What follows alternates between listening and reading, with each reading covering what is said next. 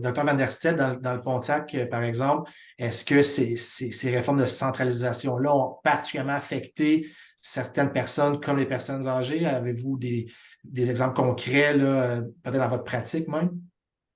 Oui, absolument. Donc, pour l'obstétrique, par exemple, on a perdu notre service d'obstétrique. Alors, si vous êtes à plusieurs endroits du Pontiac, euh, de simuler là, un voyage à Gatineau pour chaque visite de grossesse, il est hors question, évidemment. Là, ça peut être plus de 2 heures de route pour une simple visite. Tu sais, un accouchement, on peut guère y penser. Ça fait que tous ces services-là sont repartis en Ontario. Alors, quand on a une culture de données, ben, dans le Pontiac, c'est sûr que la donnée ne peut pas être juste la donnée québécoise, parce qu'en urologie, en gynécologie, en obstétrique, il y a plusieurs spécialités.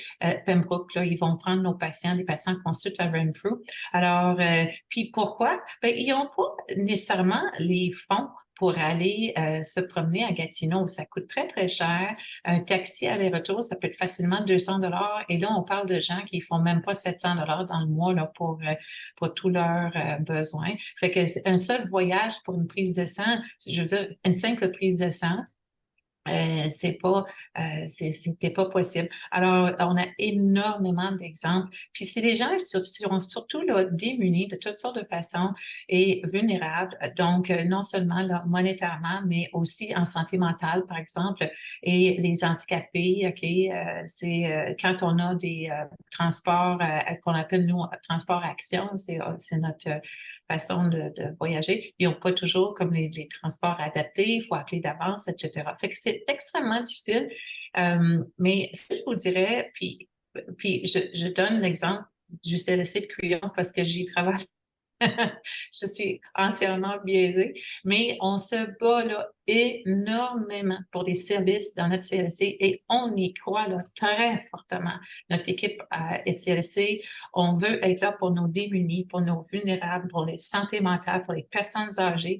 On s'est battu là, puis on a eu des prélèvements sanguins, des prélèvements de laboratoire, devrais-je dire, au CLSC de Cuyon. On en est extrêmement fiers. Et les gens, je peux vous garantir qu'ils vont faire leur prélèvement seulement parce que c'est au CLSC de Cuyon. Sinon, ils sont à l'hôpital, ils n'ont pas les moyens, ils le feront juste pas, ils n'aiment pas les hôpitaux, il y a plein de raisons, ils sont démunis. Nous, des fois, on les attrape dans la rue, on les voit, tu sais, bon, ni temps, là, fait qu'on les amène. On est très, très fiers des services qu'on a pu, là, avoir, là, au CLSC. On est de la vaccination aussi, en fin de compte.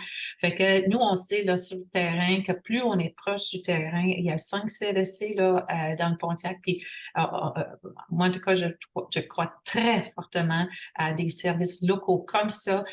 On est là pour les gens qui viennent nous voir. Il y a plein de programmes en CLSC qui ont besoin d'être bonifiés, puis ont besoin d'une pleine équipe dans chaque CLSC, peut-être pas 5 jours semaine dans chaque CLSC. C'est bien correct, ça dépend des besoins de la population.